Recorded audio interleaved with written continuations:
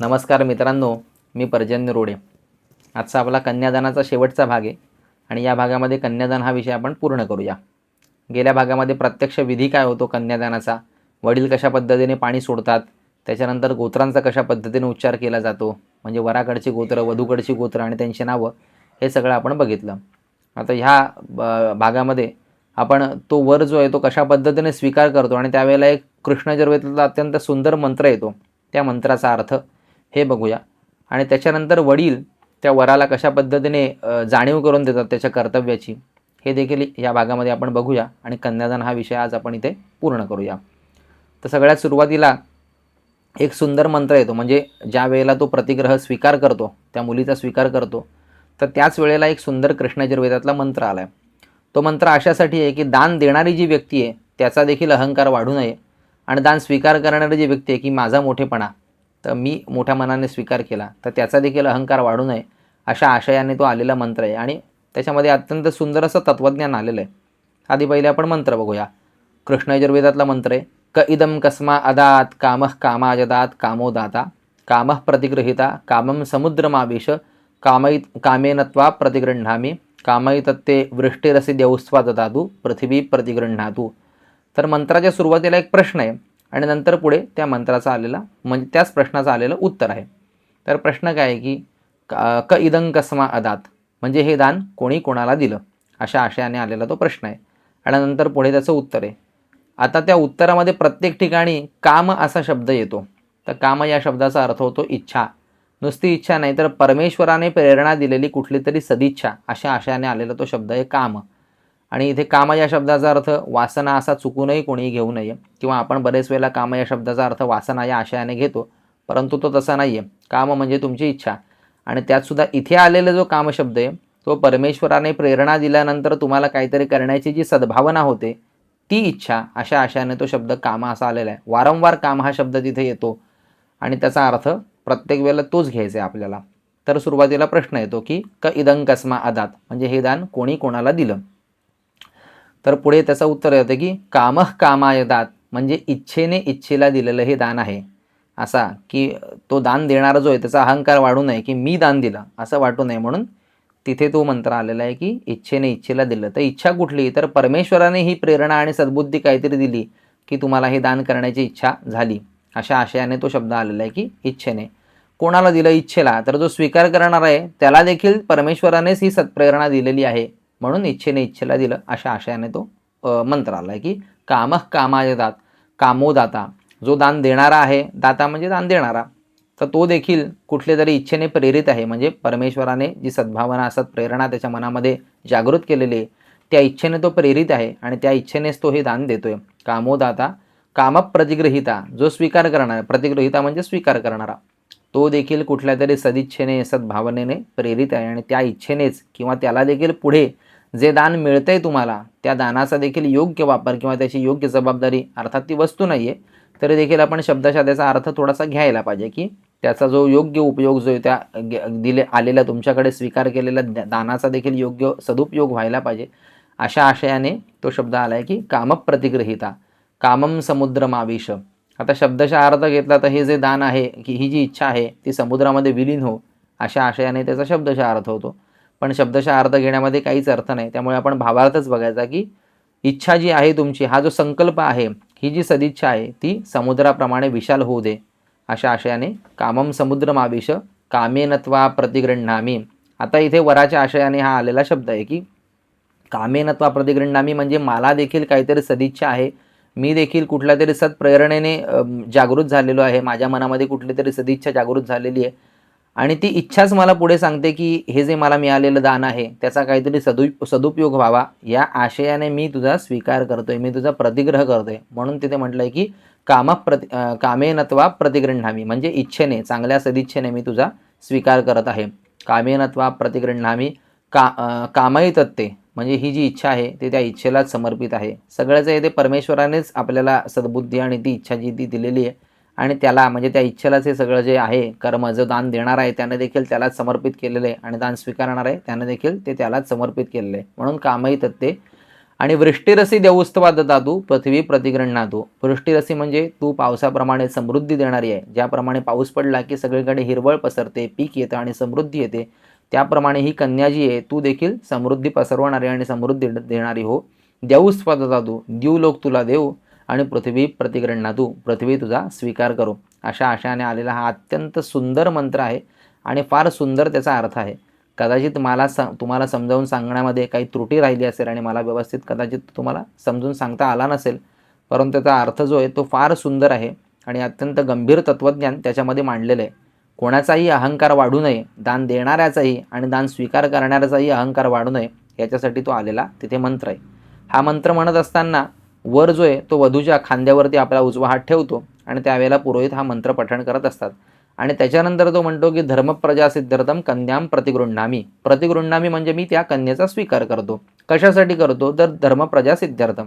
आपण आधीच्या 2-3 व्हिडिओमध्ये हे बघितलेलंच आहे की धर्म आणि प्रजा म्हणजे तुमच्या प्रथा आणि परंपरा यांचं म्हणजे त्या पुढे जाव्यात आणि तुमच्या वंशाची वृद्धी व्हावी याच्यासाठी वडील त्या मुलीचा कन्येचं दान करत असतात. आणि तेच कारण तो वर देखील इथे उच्चार करताना आपल्याला दिसतो की तो म्हणतो की माझा धर्म, माझ्या परंपरा, माझ्या सगळे रीतिरिवाज, माझ्या वंशाचे, माझ्या कुटुंबाचे, माझ्या जातीचे हे सगळे पुढे जावेत आणि माझ्या वंशाचाही विस्तार व्हावा, या उद्देशानेच फक्त मी या कन्येचा स्वीकार करत आहे. त्याच्यामागे माझा कुठलाही स्वार्थी किंवा वाईट हेतू नाही, हे इथे आपल्याला स्पष्ट होतं की धर्मप्रजा सिद्ध्यर्थम कन्याम प्रतिगृह्णामी. त्याच्यानंतर 2-3 मंत्र येतात. ते मंत्र आपण पटकन थोडक्यात बघूया. पहिला मंत्र येतो की गौरीम कन्याभिमां विप्र यथाशक्ती विभूषिता गोत्राय शर्मणे तुभ्यम दत्ताम विप्र समाश्रया. मंत्राचा अर्थ असा होतो की ही कन्या जी आहे ती यथाशक्ती अलंकृत केलेली आहे. तसं आपण आधीच्या सुद्धा एका मंत्रामध्ये बघितलं. त्याचप्रमाणे यथाशक्ती अलंकृत केलेली कन्या आहे ती अमुक नावाच्या अमुक गोत्रामध्ये उत्पन्न झालेल्या वराला, कारण तिथे त्याचं नाव आणि गोत्राचा उच्चार करावा असं ग्रंथामध्ये आलेलं आहे, त्यामुळे गोत्राय शर्मणे तुभ्यम, अमुक गोत्रात आणि अमुक नावाच्या वराला ती कन्या जी आहे ती मी समर्पित केलेली आहे आणि तिचं संरक्षण करण्याची आणि म्हणजे थोडक्यात तिची जी काही जबाबदारी आहे ती आता त्याची आहे आणि त्याने योग्य पद्धतीने तिचा सांभाळ करावा, अशा आशयाने आलेला जो मंत्र आहे. दुसरा मंत्र येतो की कन्ये माग्रतो भुजा कन्ये मे देवी पार्श्वयो कन्ये मे पृष्ठतो भुजा स्वदानान मोक्षमाप्नुयात. म्हणजे हे कन्ये तू देवीसारखी आहेस, तू माझ्या चारी बाजूला आहेस, पुढे आहेस, मागे आहेस, दोन्ही आजूबाजूला देखील आहेस आणि तुझं दान केल्याने मला मोक्षाची प्राप्ती होईल या इच्छेने म्हणून मी तुझं दान करत आहे, अशा आशयाने तो दुसरा मंत्र आलेला आहे. कन्ये ममाग्रत भुजा कन्ये मे देवी पार्श्वयो कन्ये मे पृष्ठतो भुजा स्वदानान मोक्षमाप्नुयात. आणि शेवटचा मंत्र आहे की मम वंश कुलजाता पालिता वत्सराष्टकम तुभ्यम विप्रमजातता पुत्रपौत्र प्रवर्धिनी. म्हणजे माझ्या वंशामध्ये, माझ्या कुळामध्ये उत्पन्न झालेली ही कन्या मी 8 वर्षापर्यंत सांभाळली. आता 8 वर्षापर्यंत काय, तर पूर्वीच्या काळी 8व्या वर्षी लग्न करून देण्याची पद्धत होती. सांप्रत काळात काय 8व्या वर्षी लग्न होत नाही, त्यामुळे तिथे उच्चार करताना पालिता प्राप्त वत्सरम असा करायला पाहिजे. कारण वत्सर म्हणजे वर्ष आणि प्राप्त म्हणजे आज जे काही तिचं वय आहे त्या वयापर्यंत मी तिचा सांभाळ केलेला आहे, म्हणून पालिता प्राप्त वत्सरम. आणि मम वंश कुलजाता म्हणजे माझ्या वंशात किंवा कुळामध्ये जन्माला आलेली ही कन्या. आता काही वेळेला मुलगी दत्तक घेतलेली सुद्धा असते, मग तिचं कन्यादान करताना काय तिथे बदल केला पाहिजे, तोही तिथे पोथीमध्येच आलेला आहे, ग्रंथामध्ये आलेला उल्लेख आहे की मम वंश कुले दत्ता, म्हणजे माझ्या वंशात किंवा कुळामध्ये कोणीतरी ही दान दिलेली म्हणजे दत्तक दिलेली अशी जी कन्या आहे तिचं मी कन्यादान करत आहे. तर मम वंश कुले दत्ता पालिता प्राप्त वत्सरम तुभ्यम विप्रमजातता पुत्रपौत्र प्रवर्धिनी. म्हणजे हे गृहस्था, ही कन्या जी आहे ती मी तुला देत आहे आणि ती पुत्रपौत्र यांची वाढ करणारी आहे, वाढ करून देणारी आहे, अशा आशयाने हे 2-3 जे मंत्र आहेत ते आलेले आहेत. त्याचा अर्थ आपण बघितला. आणि आता हे झाल्यानंतर ते वडील जे आहेत, कन्येचे वडील, ते त्या वराला कशा पद्धतीने त्याच्या जबाबदारीची जाणीव करून देतात त्या आशयाने इथे एक मंत्र असं नाही परंतु एक वचन आहे ते तिथे आलेलं आहे. वचन असं आहे की धर्मेच अर्थेच कामेच न अतिचरितव्या त्वयेयम, असं ते त्याला समजावून सांगतात त्या वराला. म्हणजे काय आहे की धर्म, अर्थ, काम आणि मोक्ष असे 4 प्रकारचे पुरुषार्थ जे आहेत ते आपल्याकडे शास्त्राने सांगितलेले आहेत. त्यातला शेवटचा जो पुरुषार्थ आहे मोक्ष, हा कधीही कोणाच्या मदतीने आपल्याला प्राप्त होत नाही, तो वैयक्तिक उपासनेने आणि वैयक्तिक कर्मानेच प्राप्त होतो. त्याच्यामध्ये कोणाचाही सहभाग कामाला येत नाही, म्हणून तो तिथे गाळलेला आपल्याला दिसतो. परंतु पहिले जे 3 पुरुषार्थ आहेत धर्म, अर्थ आणि काम, आता त्याच्यात पहिलाच शब्द आला आहे धर्म. आता मी तुम्हाला मागच्या व्हिडिओमध्ये सांगितलेलं होतं की धर्म हा शब्द तिथे रिलिजन किंवा तुमच्या परंपरा, तुमच्या उपासना पद्धती याला उद्देशून आलेला आहे. परंतु आता इथे जो धर्म शब्द येतो तो त्याला उद्देशून आलेला नाही. इथे जो धर्म शब्द आलेला आहे त्याचा स्पष्ट अर्थ होतो की तुमचं कर्तव्य, तुमची ड्युटी, कर्तव्य आशयाने आलेला हा शब्द आहे धर्म हा. तर वडील त्याला जाणीव करून देतात की तुमचं कर्तव्य तुम्ही पार पाडत असताना तुम्ही माझ्या मुलीची म्हणजे तुमच्या पत्नीची, आता होणाऱ्या पत्नीची किंवा झालेल्या पत्नीची प्रत्येक वेळेला अनुमती घ्याल किंवा निदान तुम्ही तिला सांगाल की कुठलं काम मी कशासाठी करत आहे, या सगळ्या गोष्टीची माहितीही तिला असली पाहिजे, हे पहिल्यांदा तिला सांगतात. म्हणून धर्मेच अर्थेच, अर्थ म्हणजे अर्थातच आपल्याला सगळ्यांना माहिती आहे की तुमचे सगळे आर्थिक व्यवहार, तुम्ही पैसे कुठून कमवून आणता, त्याचा व्यय म्हणजे त्याचा खर्च कशा पद्धतीने करता, या सगळ्या ज्या गोष्टी आहेत. म्हणजे आत्ताच्या थोडक्या अगदी सोप्या भाषेत सांगायचं तर बरेच वेळेला आपल्या वेगवेगळ्या ठिकाणी इन्व्हेस्टमेंट असतात, कुठे काय केलं कुठे काय केलं, या सगळ्या गोष्टी ज्या आहेत त्या तुमच्या सहचारिणीला, तुमच्या पत्नीला माहिती असल्या पाहिजेत. म्हणून ते देखील तिथे समज देताना दिसतात की अर्थेच म्हणजे आर्थिक व्यवहार तुमचे जे आहेत ते देखील तुमच्या पत्नीला म्हणजे माझ्या मुलीला जे माहिती असले पाहिजेत. आणि कामेच, आता मगाशीच सांगितलं की काम म्हणजे तुमच्या सगळ्या इच्छा, अपेक्षा, आकांक्षा या ज्या काही आहेत त्या देखील तुमच्या मनातल्या इच्छा, आकांक्षा ज्या आहेत त्या देखील तुम्ही तिथे तुमच्या पत्नीला किंवा माझ्या मुलीला ज्या आहेत त्या सांगितल्या पाहिजेत. आणि या तिन्ही गोष्टींमध्ये तिचा कन्सेंट घेतल्याशिवाय, तिचं मत, तिची इच्छा जाणून घेतल्याशिवाय स्वतःच्या मनाने तुम्ही एकट्याच निर्णय घेऊ नका, अशा आशयाने ते तिला समज देताना दिसतात. आता शेवटचं इथं कामेच असं जे म्हटलेलं आहे त्याच्यात आपल्याला एक दुसरा गर्भित अर्थसुद्धा दिसतो, जो प्रत्यक्ष रूपाने तिथे नाही आहे, पण आजच्या व्यवहाराच्या दृष्टीने आपण त्याचा एक तो अर्थ घेऊ शकतो की वर आणि वधू म्हणजे आताच्या नात्यामध्ये जर आपण आताच्या पद्धतीने शब्द वापरला तर रिलेशनशिपमध्ये तुमच्यामध्ये चांगलं एक कन्व्हर्सेशन पाहिजे, चांगला संवाद पाहिजे, आणि नुसता संवाद नाही तर सुसंवाद पाहिजे. हे देखील तिथे दिसतं की त्या वराच्या मनामध्ये काय इच्छा आहेत त्या तिने आपल्या बायकोला सांगितल्या पाहिजेत, आपलं मन मोकळं केलं पाहिजे तिच्याजवळ. आणि अर्थातच त्या वधूने देखील आपलं मन मोकळं करून आपल्या मनातल्या ज्या काही इच्छा आहेत त्या वराला त्या सांगितल्या पाहिजेत. अर्थात हा अर्थ त्या ग्रंथामध्ये किंवा मंत्रामध्ये नसला तरी आपण त्या इच्छा म्हणजे कामेच या शब्दाचा अशा पद्धतीने अर्थ काढू शकतो असं मला वाटतं, म्हणून मी तुम्हाला हे सांगितलं. तर त्या मुलीचे वडील अशा पद्धतीने त्यांना समज देतात की न अतिचरितव्यात वयजम, म्हणजे तिचा विचार घेतल्याशिवाय, तिचं मत, कन्सेंट घेतल्याशिवाय तुम्ही एकट्याने पुढे जाऊ नका.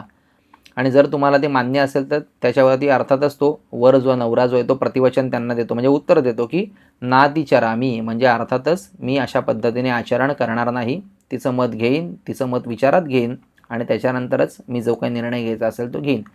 अशा आशयाने इथे कन्यादानाचा विधी जो आहे तो परिपूर्ण होतो. आता या कन्यादानाची सांगता म्हणून वराला काहीतरी दक्षिणा देण्याची पद्धत आहे. त्याचा संकल्प शेवटी तिथे येतो की कन्यादानस्य प्रतिष्ठाफल सिद्ध्यर्थम इदम सुवर्णमग्नदैवतम दक्षिणात्वेन तुभ्यमहम संप्रतते, म्हणजे कन्यादानाची सांगता आणि त्याची संपूर्ण फलप्राप्ती या उद्देशाने म्हणून मी वराला काहीतरी यथाशक्ती वरदक्षिणा देतो, असा तो संकल्प आहे. आणि त्यावेळेला सुवर्ण म्हणजे सोन्याचं दान वराला करायला सांगितलेलं आहे, किंवा ते शक्य नसेल तर त्या प्रित्यर्थ यथाशक्ती दक्षिणा द्यायला सांगितलेली आहे, असा त्या ग्रंथामध्ये आलेला उल्लेख आहे. आणि त्याच्यानंतर आपल्याकडे आपल्या महाराष्ट्रामध्ये तरी 5 भांडी आणि दिवा अशी दानामध्ये द्यायची, कन्यादानामध्ये द्यायची पद्धत आहे. तर मुख्यतः ताम्रपात्र आणि उपपात्र म्हणजे तांब्याचा कलश आणि त्याच्यावरचं भांडं हे दान देण्याची पद्धत आहे. आणि ते ग्रंथामध्ये देखील त्याचा ताम्रपात्र आणि उपपात्र असा उल्लेख आलेला आपल्याला दिसतो. आणि त्याच्यानंतर दिवा, प्रज्वलित केलेला दिवा देणं अपेक्षित आहे. पण जिथे विवाहविधी सुरू असतो त्या हॉलमध्ये AC असतो, पंखा सुरू असतो, त्यामुळे कधीकधी आपल्याला तो दिवा प्रज्वलित करणं शक्य नसतं. शक्य असेल तर प्रज्वलित करून किंवा शक्य नसेल तर नुसताच दिवा हा देखील तिथे दान दिला गेला पाहिजे. अशा 2 गोष्टी तरी कमीत कमी तिथे दान होणं हे अपेक्षित आहे. तर हे झालं दानातल्या वस्तूंचं.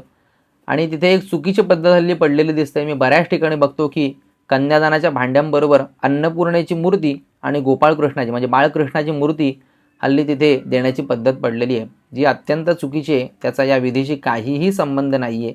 कुठेही ग्रंथामध्ये, जुन्या ग्रंथांमध्ये कुठेही अन्नपूर्णेची आणि बाळकृष्णाची मूर्ती द्यावी असं आपल्याला कुठेही आढळत नाही, पण हल्ली ती परंपरा पडलेली आहे. अन्नपूर्णेच्या मूर्तीचा संबंध हा गौरीहर पूजेशी आहे. गौरीहर पूजन करताना तिथे अन्नपूर्णाची मूर्ती ठेवायची आणि तिचं पूजन करायला सांगितलेलं आहे.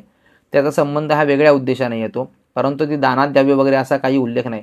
आणि बाळकृष्णाचा तर या विधीशी काहीच संबंध नाही आहे, तरी देखील हल्ली बाळकृष्णाची मूर्ती विवाह संस्कारामध्ये देण्याची पद्धत पडलेली आहे आणि सगळीकडे सर्रास ती दिली जाते. पुरोहित देखील त्यांना अडवत नाहीत. याचं कारण असं की पुरोहितांना त्या क्षणाला तिथे वाद घालणं योग्य वाटत नाही, त्यामुळे तिथे वाद नको आणि वाद टाळावा या हेतूने पुरोहित म्हणतात ठीक आहे तुमच्या इच्छेने होऊ दे, आणि म्हणून ते देखील पुढे जातात. परंतु ही पद्धत चुकीची आहे.